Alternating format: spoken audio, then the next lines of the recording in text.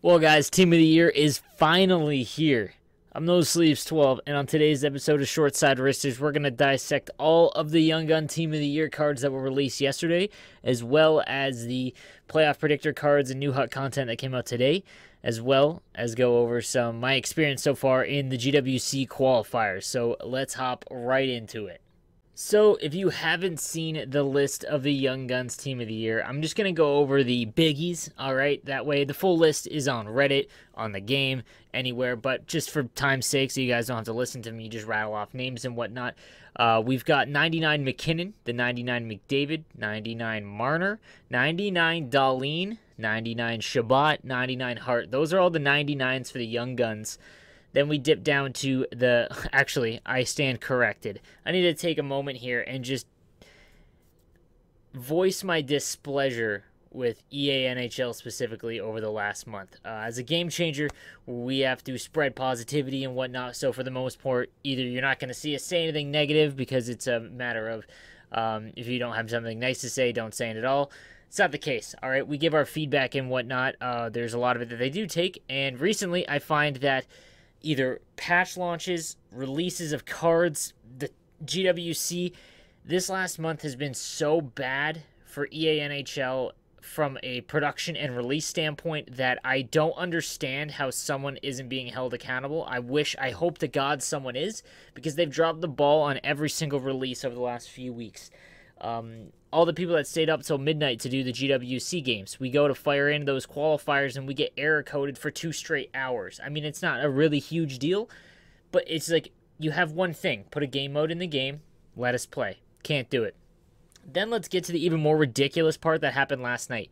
You release the Team of the Year Young Guns cards, which you've had for quite some time, I'm sure. You've had at least a list of possible people. Yesterday, you look over that list, you make banners, all of that. You release the Team of the Year, and you put in a 97 point and a 95 Matthew Tkachuk. Sure, fine. That's fantastic. But the banners say 99 for point 97 Matthews.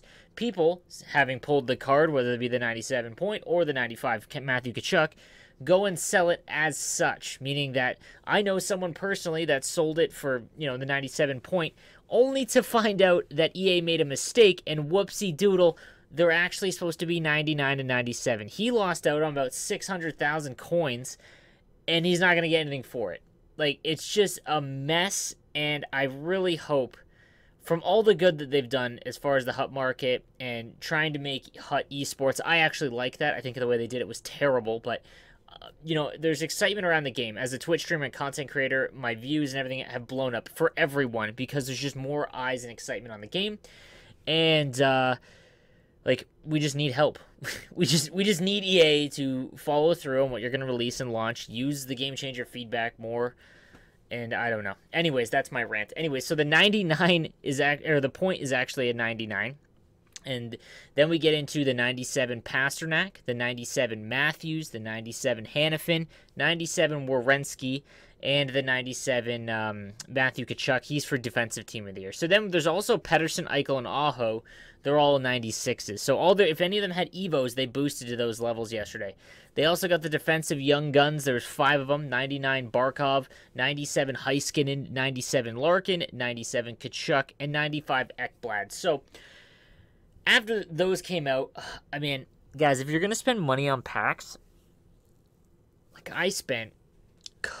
Man, how many packs I ripped? I ripped 8. No. I think I ripped 10 of the 2,000 point biggie packs on for yesterday on stream. Just, everyone was in there. Everyone wanted to see pack pulls. No problem. I got 6 collectibles. 8 collectibles, and my highest pull was a base Stamkos. So, like, the pulls have been awful. I get that they're amazing cards, so they should be hard to pull, but it's damn near ridiculous. But again, that's just, I'm playing a game of opening up packs, right? So there's something I can really complain about that. Then we watched the market crash. So the ones that got hit the hardest, I would say the lower to mid-tier 90 overall cards, legend cards. So I sold my Brian Leach, the 93 that I've had since he was launched or released back in, I think, October. Amazing card. I ended up selling him for, I think I had a 275. I also sold, who else I saw? Yari Curry. He dropped to 400K. So those ones are the ones taking the biggest heat right now. Also, the Evos, like, here's my thing. This is my first year of really going all in on Hut throughout the whole year, right? So I invested in the, I really wanted a one Team of the Year card. Okay, so I wanted one. I know I could buy their Evo and it'd be cheaper. I ended up buying the 99 Team of the Year Darlene. I needed a defenseman to replace Leach, and I ended up getting him for about 600K, I think, 650 maybe. He had for the boys, I believe the Beauty. He had 2 to the Beauty, so I needed that synergy, and that gave me the new synergy. I also got Evo McKinnon, the 99 McKinnon, as well as the Evo Pedersen. Pedersen, you have to watch, guys, when you look at the stats. So, like, McDavid has a 99, right? He's almost a true 99. I'll take Shabbat. Shabbat got a 99 overall card, but if you look at his stats, he's not a true 99. So Mario and Gretzky are the only true 99s. Wherever stats a 99. Shabbat, though, is a 99 overall, but his 99 shot power is matched with a 91 shot accuracy. So, like, the most important stats when I look at a player, again, I'm going to go a little rant here, but when I look at a player is speed, 99, and then shot, and then size. The rest I really don't care about because you can't really quantify them, okay?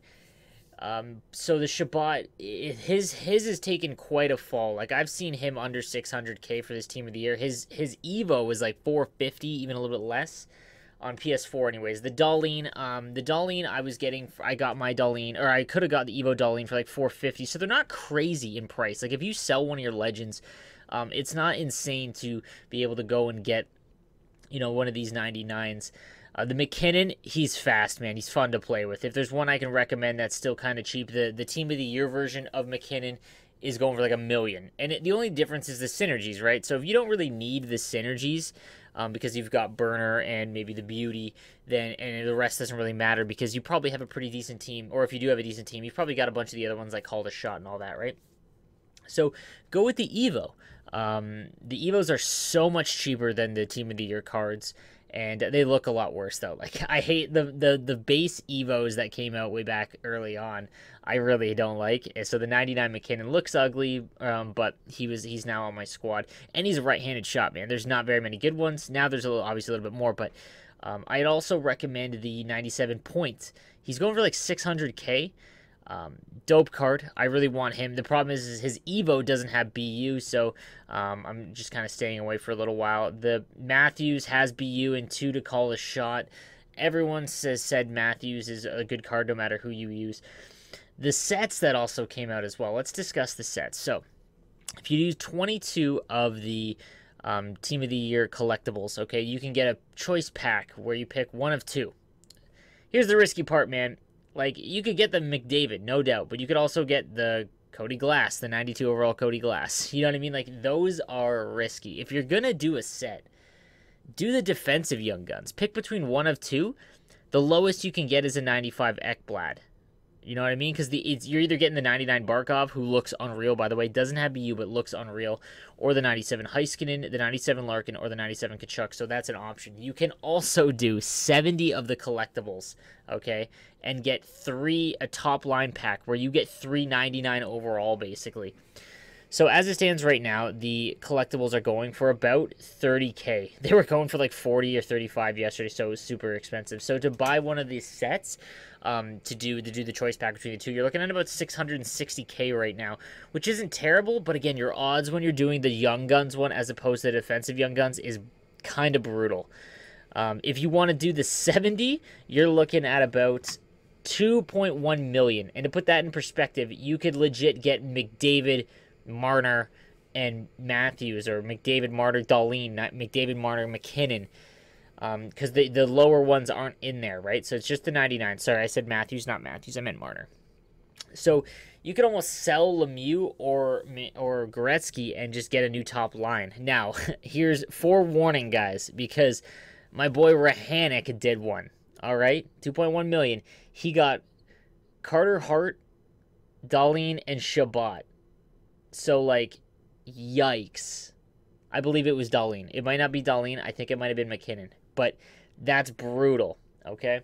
Now, Henrique, on the other hand, I believe he got McKinnon, McDavid, and Hart. It seems like Carter Hart's coming up a lot in these packs, so be careful with that because Carter, you obviously don't want a goalie. There's still a better goalie. You can get the 95 Bishop.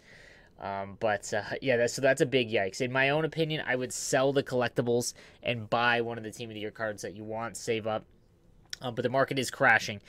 The collectibles, however, you're going to see a fluctuation. So what'll happen now is there was an influx of collectibles on the market. Like 1 million hit the market yesterday, and then the demand slowly beats out the supply, right? And then they go back up. I have a feeling they're going to settle around 35K, maybe a little bit less, closer to, the next Team of the Year that comes out, because they're obviously going to be less, interesting, or there's going to be more. When the offensive Team of the Year comes out, for example, that's going to be huge because you're going to get the Kane and all that. So it's just something to watch for. But I'm stoked for it so far. My team got a little bit better, and you can also build a team much easier now. Like I said, the Leach and Curry, for example, they dropped a ton in price, and now is the time where you can buy those legends for cheaper again. So it's the ones that dropped the most, that saw the biggest market crash, were the ones like the lower 90 cards, so you can get them for a lot cheaper. Mark Stone, the trade deadline, and Duchesne are still selling for around 500K. I thought about trading in Stone for the Braden Point, but unfortunately, he doesn't have BU. I really need BU. It's tough. For whatever reason, I sold my Grant Fuhr, and now I have a hard time getting BU. And everyone is like, oh my god, you have a 99 overall team. Why do you need BU? Call it placebo, man. I took it off for a few games, and everything felt slower. I don't know what it is, but it just my own thoughts on it so far. So, guys, let's discuss the state of playoff predictors. If you don't know what they are or how they work, basically a playoff predictor card, depending on where a player is on that team. So if a player is, let's say, on Washington, the Islanders, or Pittsburgh, the top three in the Metro, they're 93 overall. If they're in the wild card, they are 98 overall. And if they are not in the playoffs, they're 90 overalls. They will adjust all the way to the end of the season on every Monday and every Friday. So tomorrow being Friday, we're going to see another adjustment. I gotta say, you're welcome if you bought and listened to when I said buy Dougie Hamilton last Wednesday, because he got bumped up to a 98 and is one of the best defenseman cards in the game right now, including Team of the Year. So let's discuss the state for tomorrow. Okay, there's really only two big implications for tomorrow. In the East, Carolina doesn't play. Either does Columbus. So the only huge one is the Montreal versus the Islanders game, because if Montreal wins... Okay, let's say Montreal wins. They're going to knock out Columbus for this weekend. So if you're going to play Hot Champs or GWC, and you're banking on some of those cards, I have Boone Jenner, by the way.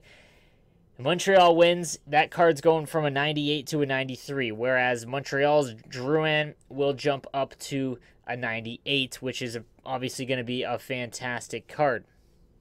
That's the only implications currently for the East, though. In the West, things are a little bit messier, because... everyone in the Pacific, they're locked in, okay? In the Central, the top two, Winnipeg and Nashville, are. But St. Louis, there's a little bit of riskiness with St. Louis, okay?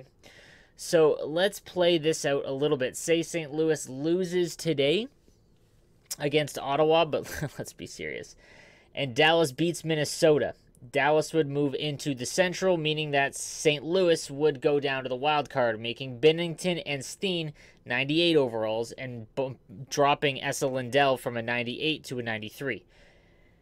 I gotta say this, though, guys. I would sell your Esa Lindells regardless. He is a 98 overall. He has 99 speed, but his shot is... it's a 97 shot power, but 88 shot accuracy. There's better cards. That's all I'm saying, is that you could sell him now and not have to worry about where they're going to play, because Dallas could fall out of the playoffs, or they could make the division, or they could make the wild card. They're all over the place. Arizona is wild card or bust. Good for Arizona, by the way. They play Anaheim tonight, so that's a potential win. I think that Arizona wins tonight. They're flying high. I think they win tonight, beat the garbage Ducks, and then you've got a Galchenyuk in at 98 overall. Minnesota, I've said since the start of these were released, I have no faith in Minnesota. They got worse at the deadline. They rattled off a couple wins, and now they're just kind of seem to be, a 2-game losing streak. I just don't think they have the team. Today they play Dallas. Dallas is going to go hard after it. So unless Minnesota would have to beat Dallas today, and Arizona would have to lose to Anaheim. So to be honest, in the West, I would kind of just stay out of it, guys. Your safest bet would be the new Jordan Staal that just came out, by the way, the 98 Jordan Staal. That looks like a great card. He's a huge body. He's a 98 overall. They're going to stay 98s no matter what happens tonight for at least the weekend. Okay, we're talking about just for tomorrow. Same with Dougie Hamilton. I would go and cop Dougie Hamilton. He's a great card, and there's a very good possibility that they're going to end up in the wild card spot for the rest of the season. So those are the ones to watch. So last what we'll talk about quickly is just my experience with the GWC.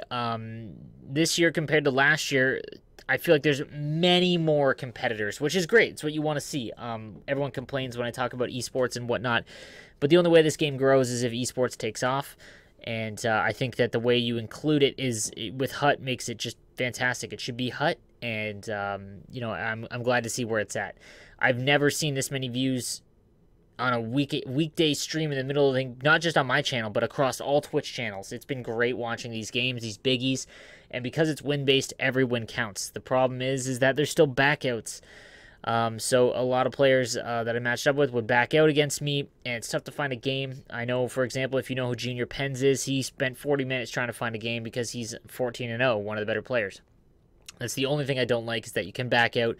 I understand, though, it caused a bigger issue when they put it in, but again, that goes back to what I was saying earlier about EA kind of just dropping the ball a little bit. But regardless, I've had a good time. Currently, I'm 31st as of this video, 10-0. And so I got 15 more games. You have 25 to complete until up to Sunday. And the top 32 will get a qualifier token to play the closed bracket. And then it opens up again next week, guys. If you haven't registered yet, don't worry, you aren't missing out. There's 3 more weeks after this that you can qualify for each region. So just go to NHL.com/gaming and you can sign up and get registered for the future weeks there. You use your HUT team. There's no restrictions, so go at it. It's gonna be fun the rest of the way. But yeah, don't feel bad if you don't qualify, by the way. Say you do well and you get top 100. Remember, the top 32 that qualify this week in your region will not be able to play next week, meaning those top 32 players are gone. So just keep practicing, play your biggies, get better, and yeah, it'll be a better performance right now. So again, guys, I hope you had a great time in your GWC and your Team of the Year polls. If you liked the video, bang it a like, hook me a subscription. I'd appreciate it, and I will see you guys on Twitch the rest of the week and tomorrow for another episode of Short Side of Wristers. All right, guys, you guys have a good one.